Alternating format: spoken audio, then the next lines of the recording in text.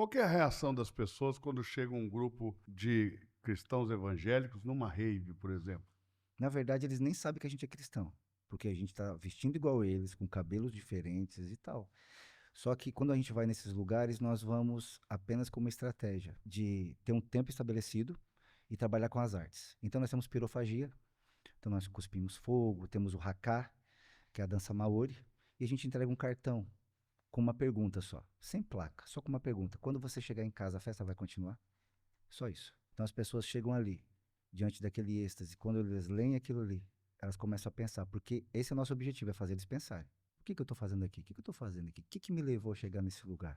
Sabe? Então existe um vazio existencial dentro das E se pessoas. eles lerem isso em casa e depois quiserem entrar em contato com vocês lá, tem uma forma lá? Tem. Isso, daí tem um contato atrás, apenas um número atrás, onde ela vai e entra em contato com a gente. E aí a gente começa a ministrar o amor de Jesus na vida delas. E muita gente chamava? Muita gente chamava. Às Na vezes a verdade, gente não tem ideia do tanto de gente que está numa rave querendo Jesus e não sabe como encontrá-lo, né? exatamente, porque eu sei que muitos vão atrás de satisfazer o seu desejo em uma festa em si, mas grande parte dessas pessoas nós descobrimos o quê? Que existe uma ausência de uma família presente. Então eles viram uma referência nos amigos, então eu me torno aquilo que os amigos são.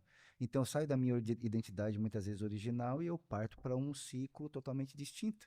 E eu quero me satisfazer sendo aceito. Eu creio que um dos desafios dos jovens e adolescentes na conversão são os amigos, né?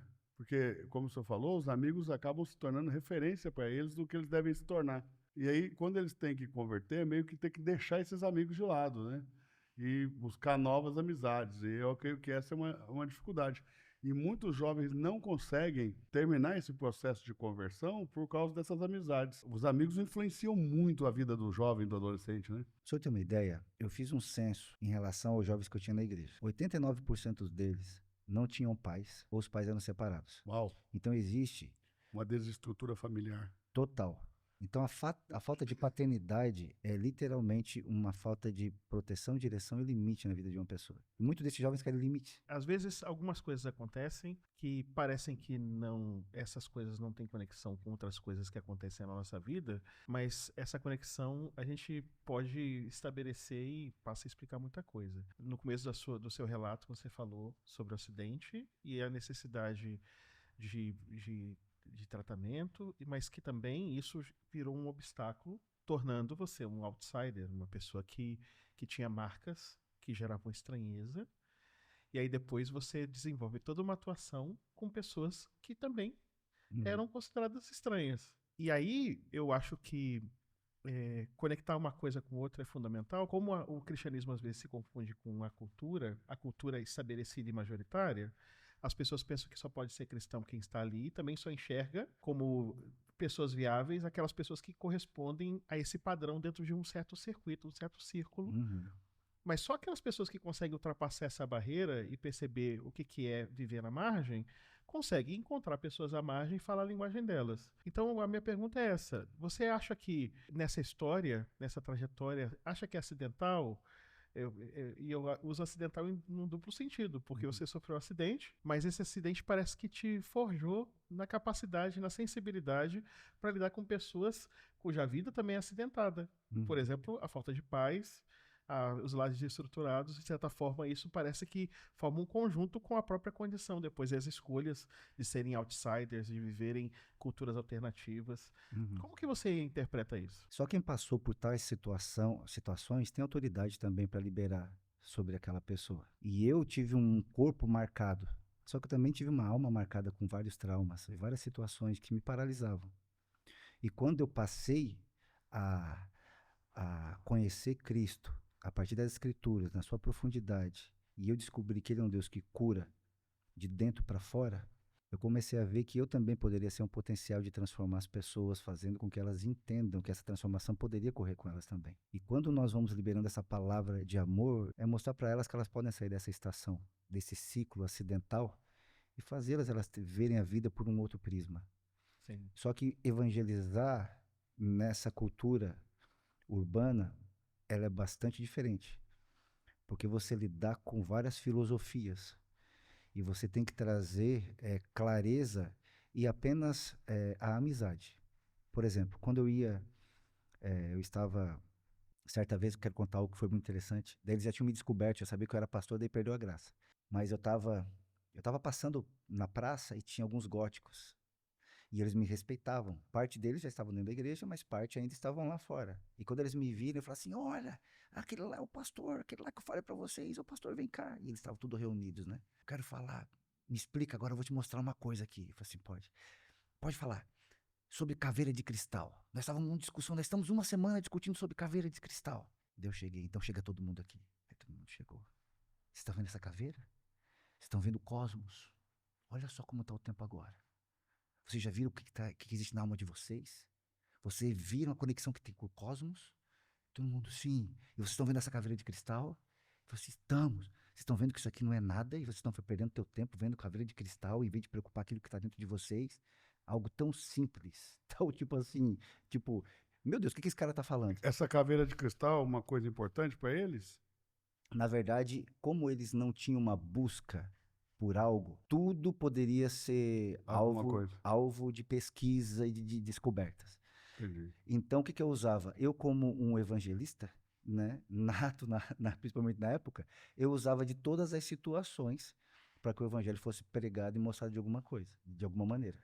É muito sensível perceber que um cartão, um dizer, que pressupõe já uma resposta, ou seja, se a festa, quando se pergunta se a festa continua quando está em casa e coloca um telefone, é porque a resposta esperada é que não. Ou seja, de alguma maneira você sabia a resposta. Qual foi o processo de você descobrir que, de fato, essa cultura marcada pela festa, aparente celebração, na verdade era vazio? Eu sei que, em tese, nós sabemos que o que está no mundo não edifica e não planifica a vida, mas como foi o seu processo de descoberta de que eles tinham, de fato, esse vazio? Você tem alguma história para contar de alguma pessoa ou de alguma experiência em que a pessoa era aparentemente muito feliz, mas no final das contas ela era vazia? Eu tenho um exemplo de um menino, por exemplo, que hoje ele é presbítero. E ele começou a ir na igreja, por quê? Porque ele via as meninas de cabelo diferente.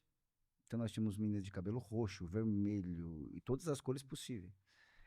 E ele era de uma tribo e ele ia para lá, ele vestia um terno meio dark e ele ia com um negocinho de whisky no bolso. No entanto, que às vezes no culto ele saía, ia no banheiro, dava um gole e voltava. Ele já foi em coma alcoólico 5 vezes e tal. E nesse processo teve um dia que ele falou assim: olha, pastor, gostei de tudo que você falou agora e eu vou lá nessa festa e vai ser a minha última festa. Eu falei pra ele assim: cara, eu não sei se isso é interessante. O que você vai dizer lá? Como se fosse a tua saideira? Quem sabe a gente fica aqui, a gente senta, a gente conversa um pouco. Eu falei assim: não, mas eu quero ir lá. Eu falei pra ele: então eu vou contigo. Se tu vai comigo, sim, eu vou contigo. E quando eu fui, chegou na hora lá, não tinha mais entrada, ele entrou e eu fiquei lá fora. Depois de 10 minutos ele voltou. E depois a gente ficou uma madrugada conversando. E foi esse tempo que eu tive com ele que fez com que, de fato, ele carimbasse dizendo assim: encontrei alguém que se preocupa comigo. Então, em torno disso tudo, desse fazer existencial, se chama alguém que esteja perto e que se preocupa. Porque hoje nós temos os jovens sendo assaltados, porque os pais deixaram o seu lugar de amizade e achando que a provisão vai gerar esse senso de transformação, que na verdade é de fato que eles precisam da presença do pai. Eu penso, Brian, que eles sentem esse vazio, mas não sabem explicar. Não sei se eles sabem chamar de vazio, mas existe em cada ser humano um vazio que parece que só é preenchido pela própria mão de Deus. Sim. Mas não sei se os jovens sabem explicar, mas que eles sentem. Sim. Eles sabem que falta algo. E esse algo que falta, eles não sabem o que é.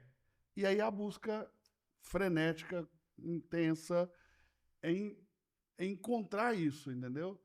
Que eles não sabem explicar. E sabe o que eu acho interessante? É que a mera disposição para ouvir, estar aberto para que eles tenham alguém para dialogar, para fazê-los refletir, já transforma. O que torna mais grave ainda, em minha opinião, quando a igreja julga. Quando a igreja ela simplesmente entende que são pessoas ruins e perigosas e vira as costas. Isso está presente no seu livro sobre hipocrisia? Está. Está porque nesta... Também não sei se nós encontraríamos muitos pastores tão livres da religiosidade como Sim, o pastor Maico, a ponto de falar, cara, eu vou te acompanhar na festa. sim. Ah, eu não posso entrar. Tá bom, vou ficar aqui te esperando. É muita convicção daquilo que Deus te deu e disposição para acompanhar, para ouvir. E tem que estar liberto de muita coisa, né? Um pastor não entraria numa festa, é raríssimo. Isso que nós estamos vindo aqui é um testemunho que eu acredito que deve acontecer raríssimas vezes. O papel da igreja é dizer, Jesus ama a todos, vamos pregar para todos. Só que quando o Senhor Jesus resolve apontar os que ele ama para que sejam resgatados, ou resolve enviar para a igreja as pessoas que ele ama, a igreja descobre que as pessoas que Deus ama não têm o estereótipo que ela aprova. E aí vem toda a questão da hipocrisia, porque aí a gente se torna moralista, Sim. a gente se torna superior, vendo as pessoas sempre de uma forma inferior, entende?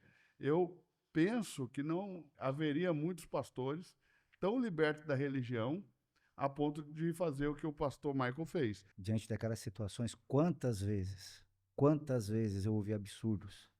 E teve um dia que eu estava com algumas pessoas, claro que eu não ficava o dia todo, né? Eu separava alguns dias para ir, a minha esposa pintava o meu olho de preto e tal, me vestia. Eu vi um dia um pastor passando, falou assim, aquele ali é o pastor endemoniado que eu falei para vocês. Aí você vê que os obstáculos para salvar vidas são os próprios membros do, entre aspas, clero evangélico. É o clero evangélico se manifestando contrário a qualquer tentativa de alcançar. A incapacidade de enxergar o que a Bíblia diz, Bíblia que eles leem, a multiforme graça de Deus. Ou de entenderem Paulo dizendo que se faz fraco para ganhar os fracos, ou seja, essa capacidade de, naquilo que é possível transigir, fazê-lo para encontrar essas pessoas de forma que elas consigam entender e consigam se conectar conosco.